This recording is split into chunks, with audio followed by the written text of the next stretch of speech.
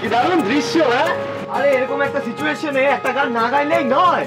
আমি তো ভাবছি এই খোলা আকাশের নিচে মাছ সমুদ্রে আমি উদাত্ত গলায় একটা গান গাইবো। রে গেল। আগে তুই একটা সাপোর্ট নিয়ে দাঁড়াতো, তোকে দেখে মনে হচ্ছে একটু উল্টে জলে পড়বি। অভ্র শোনো, তুমি তোমার হেরে গলায় গান গিয়ে না কারো রোমান্টিক মুহূর্ত প্লিজ স্পয়েল করো না। আরে বাবা, গান গাইলে সিন জমে উঠে, বুঝলে তো, স্পয়েল হয় না। ফিল্ম দেখো না তুমি। রে বাবা, হাঁদাটা আমার ওইদিকে দেখো। এই দাদা ভাই, কি আমাদের বোন আমাদের সামনে তুই না। আরে তুমি ওদিকে কি দেখছো? এদিকে এসো, এদিকে এসো, এদিকে এসো, এসো এসো এসো। আরে বাবা, তুমি ওদের দিকে কেন দেখছো? দেখবো না কেন? ওদের দুজনকে কি স্পিড লাগছে গো। হ্যাঁ হ্যাঁ ঠিক আছে, কিন্তু ওদের দিকে দেখলে ওরা অপ্রস্তুত হয়ে যাবে, বোঝো না কিছু। আচ্ছা তাই বুঝি। হ্যাঁ ঠিক আছে, তাহলে আমি তোমার দিকেই তাকিয়ে থাকবো। এই দাদা ভাই, দাদা ভাই সব এগুলো কেন করো বলো তো? আমার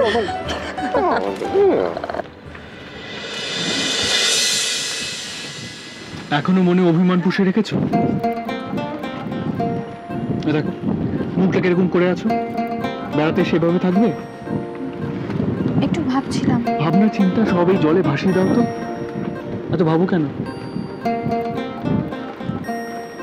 এই নিচে আসিতে চলবে না, কম্পেনসেশন চাই। আজ একটা গান শোনাবে না তোমার গলায়? এই গান বলে কিছু একটা শুনলাম মনে হচ্ছে।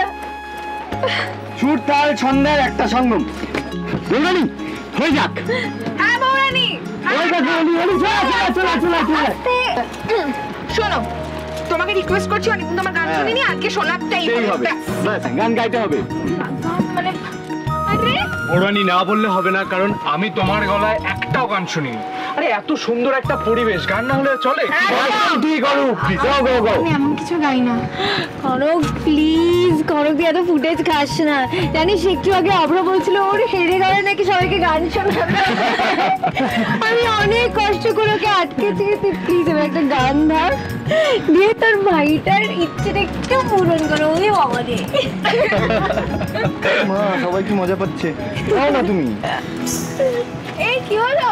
বৌরানি রে গানা এই কি গো, গাও দিন বল রিকোয়েস্ট করলাম লাগবে না, এরকম করছো না? গাও না প্লিজ। গাইলো। ইয়েস, এটা একটু শক্ত আছে। শক্ত কি? ওকে আমার সাথে গাইতে হবে। ওকে কি বললে তুমি? বললো যে তোকে ওর সাথে গাইতে হবে। আমি আমার এর মধ্যে আচ্ছা বেশ, আমি গাইবো, কিন্তু আমার বেসুরো বেতালা গান কিছু তোমার শুনে বলতে পারবে না। কেউ কিছু বলবে না, কেউ কিছু বলবে না। তার মানে ডুয়েট গান হবে?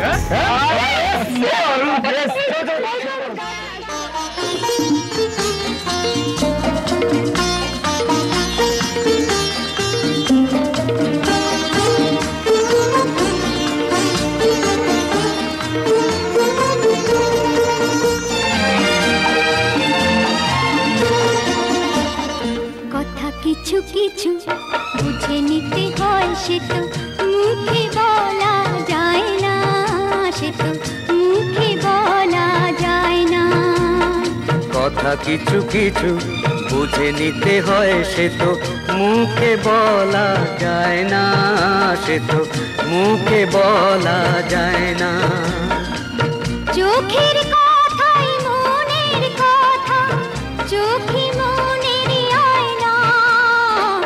কথা কিছু কিছু বুঝে নিতে হয়, সে তো মুখে বলা যায় না, সে তো মুখে বলা যায় না।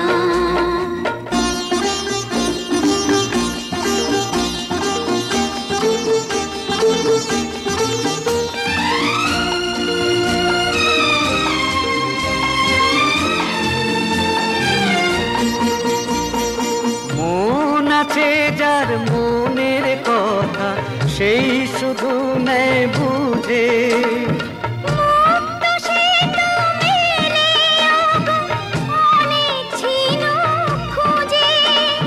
বুঝলে ভালো, না বুঝলেই বাড়ে বুকের জ্বালা।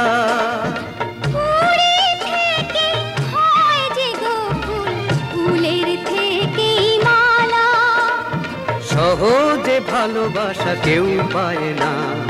কথা কিছু কিছু বুঝে নিতে হয়, সে তো মুখে বলা যায় না, সে তো মুখে বলা যায় না।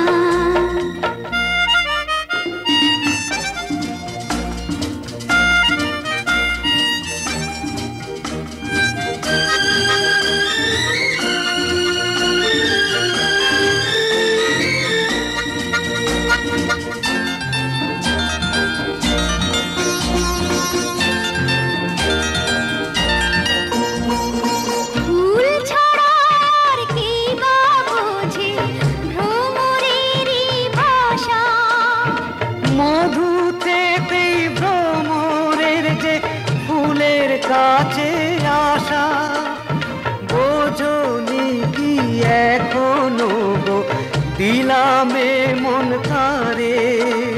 সাগর মাঝে এসে নদী ফিরতে কি আর পারে, মন ছাড়া মন কিছু চায় না। কথা কিছু কিছু বুঝে নিতে হয়, সে তো মুখে বলা যায় না, সে তো মুখে বলা যায় না।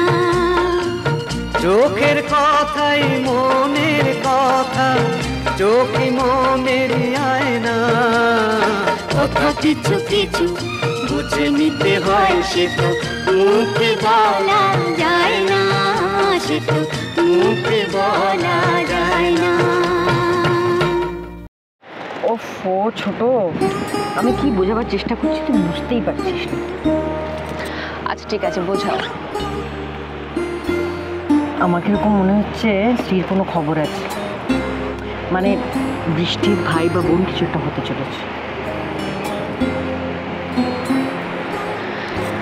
জানি না, এসব আমি বুঝি না, তুমি ভালো বুঝবে। আমি আর কতটুকু বুঝি, ওই চেহারা দেখে যেটুকু বোঝা যায়। মা হলে এক্ষুনি বলে দিতেন। এসো শ্রী, বসো। রোদ্দুরের মধ্যে কি ঘুরে বেড়াচ্ছ বলো তো? ফল খাও। আসলে ফাঁকা জায়গাটায় ঘুরতে না ভীষণ ভালো লাগছে। তুমি চলো না বড় বৌদি, চলো না। থাক, ফল খাও তো দেখি। তুমি তো দেখছি মায়ের মতো কথা বলছো। আমি তোমার চেয়ে কতটা বড় তুমি জানো? এ কি হঠাৎ করে উঠে পড়লে, কি হলো? আরে মায়ের কথা মনে পড়লে আমার মেয়েটাকে কোথাও দেখেছো গো? মানে ও যা চঞ্চল জলের ধারে চলে গেল না তো। শ্রী বৃষ্টি রানী তার মামাদের সঙ্গে আছে, চিন্তা করো না, বসো।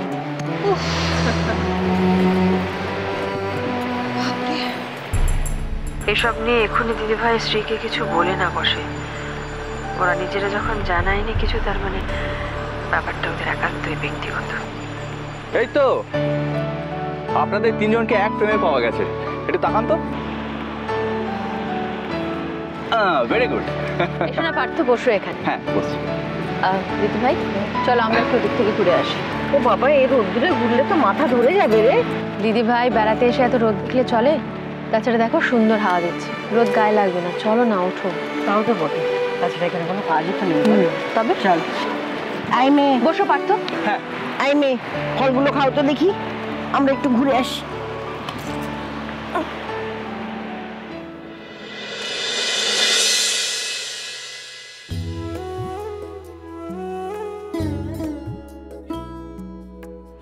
তোকে ইন্দু বোধহয় বলে গেছে না কখন আমায় কি দিতে হবে? সত্যি বাইরে গিয়ে ওর সব দিকে খেয়াল থাকে। মা, তোমাকে কিন্তু বিশ্রাম নিতেও বলে গেছে। বাড়িতে এখন লোকজন নেই, কাজকর্ম নেই, একা একা বসে আছো কেন? যাও না, নিজের ঘরে গিয়ে বিশ্রাম নাও। আমি না হয় তোমার জন্য ফল কেটে তোমার ঘরে নিয়ে আসবো। তুই এমন করে বলছিস যেন বাড়িতে সবাই থাকলে আমি একেবারে খেটে খেটে মরে যাই। আরে বাবা, দেখিস না যে আমার নাত বউরা, আমার বৌমারা আমাকে মাটিতে পা রাখতে দেয় না। এখন এখানে বসে বকে যাবে নাকি? কি যে জ্বালাতন। আচ্ছা শোন জবা, ওই যে পুরো ঠাকুরটা এসেছে, বংশী না কি যেন নাম, তুই ওকে কতটা চিনিস? আমি তো ওকে ওই আসলে ওকে আমার না ঠিক তেমন সুবিধের মনে হচ্ছে না। কতদিন চিনিস তুই ওকে? দাঁড়াও মা, আমি দুধটা দেখে আসছি।